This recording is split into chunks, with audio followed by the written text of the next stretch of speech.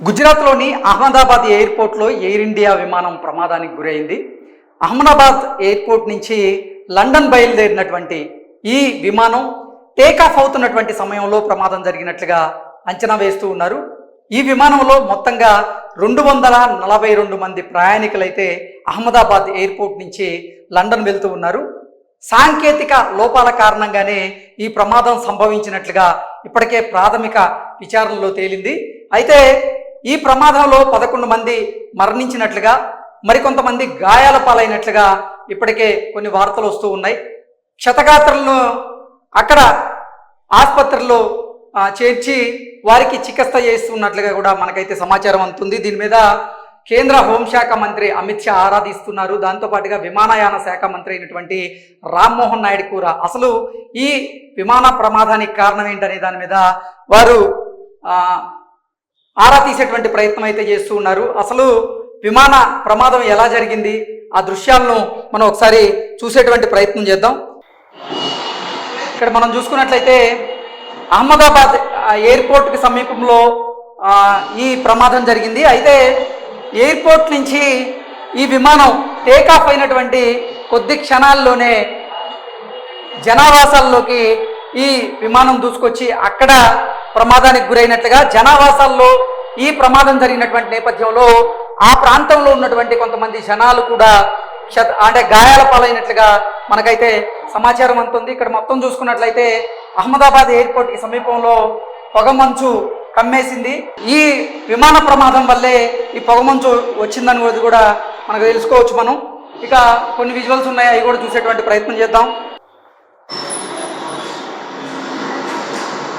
ఘటనా స్థలంలో ఇప్పటికే 15 ఫైర్ ఇంజన్లు అయితే వచ్చి అక్కడ మంటలాడిపోయేటువంటి ప్రయత్నం చేస్తూ ఉన్నాయి. అలాగే ఎన్నో అంబులెన్సులు కూడా అక్కడ గాయాల పాలైనటువంటి క్షతగాత్రులను దగ్గరలో ఉన్నటువంటి ఆసుపత్రిలో చేర్పించేందుకు, అక్కడ చికిత్స అందించేందుకు కూడా ప్రభుత్వం అయితే ఏర్పాట్లు చేసింది. అయితే ఈ విమాన ప్రమాదంలో గుజరాత్కి చెందినటువంటి మాజీ సీఎం కూడా ఆ ప్రమాదంలో ఉన్నారన్నట్లుగా కొన్ని వార్తలు అయితే వస్తున్నాయి. ఇప్పటికీ ఎంతమంది మరణించారు, ఎంతమందికి గాయాలయ్యాయి అనేటువంటి సమాచారం అయితే బయటికి రాలేదు. కానీ భారీగానే ప్రాణ నష్టం, ఆస్తి నష్టం కూడా సంభవించి ఉండొచ్చు అనేటువంటి అంచనా అయితే వేస్తూ ఉన్నారు.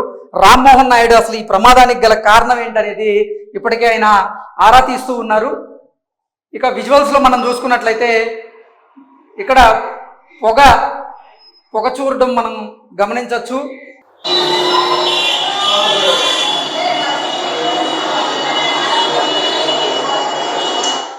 అహ్మదాబాద్ ఎయిర్పోర్ట్కి సంబంధించినటువంటి విజువల్స్ ఇది.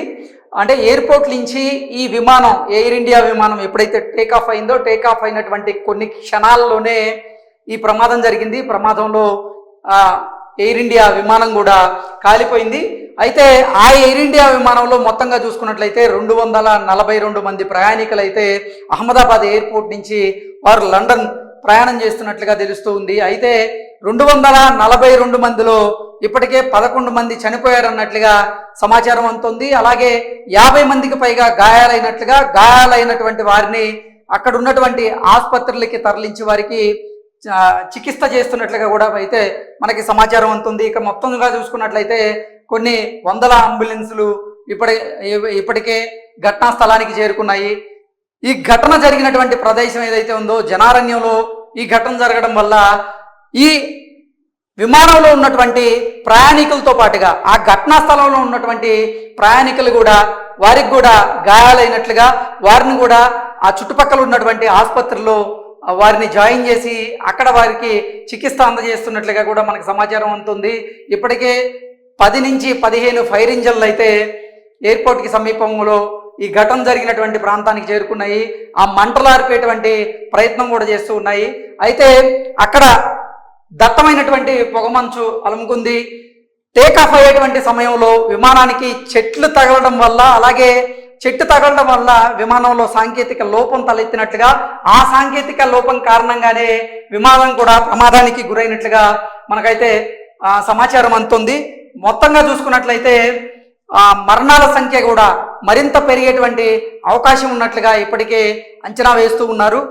50 మందికి పైగా గాయాల పాలయ్యారు. గాయాల పాలైన వారికి కూడా శస్త్రీకరిస్త అయితే చేస్తూ ఉన్నారు. ఇక మంటలు నడిపేందుకు కూడా భారీ ఎత్తున ఫైర్ ఇంజిన్లు అయితే ఘటనా స్థలానికి చేరుకున్నాయి. ఇంత పెద్ద మొత్తంలో ఈ ఘటన జరగడం నిజంగా దురదృష్టకరం. ఎంతోమంది ప్రయాణికులు గాయాల పాలైనట్లుగా అయితే సమాచారం అందుతున్నాయి, కొన్ని వార్తలు కూడా వస్తున్నాయి. ఇప్పటికే రామ్మోహన్ నాయుడు అసలు ఎంతమంది గాయపడ్డారు, ఈ ఘటనకు కారణాలు ఏంటి, అసలు ఎందుకు ఈ ఎయిర్ ఇండియా విమానం ప్రమాదానికి గురైంది, ప్రమాదంలో ఎంతమంది మరణించి ఉండొచ్చు, ఎంతమంది గాయాల పాలై ఉండొచ్చు, ఆరా తీయండి, అలాగే తక్షణ చర్యలు అయితే చేపట్టండి అంటూ కూడా విమానయాన శాఖ మంత్రి అయినటువంటి రామ్మోహన్ నాయుడు ఇప్పటికే అధికారులకి ఆయన ఆదేశాలు జారీ చేశారు. దాంతోపాటుగా కేంద్ర హోంశాఖ మంత్రి అయినటువంటి అమిత్ షా గారు కూడా ఈ ఘటన కారణాలు ఏంటనేది ఆయన ఆరా తీసే పనిలో ఆయన బిజీగా ఉన్నారు. ఇక ఈ ఘటనలో ఇప్పటి వరకు చూసుకున్నట్లయితే 11 నుంచి 15 మంది మరణించినట్లుగా, 50 మందికి పైగా గాయాల పాలైనట్లుగా మనకైతే సమాచారం అందుతుంది.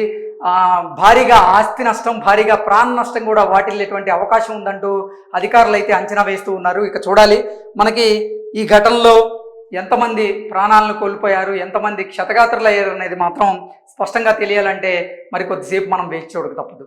Thank you so much.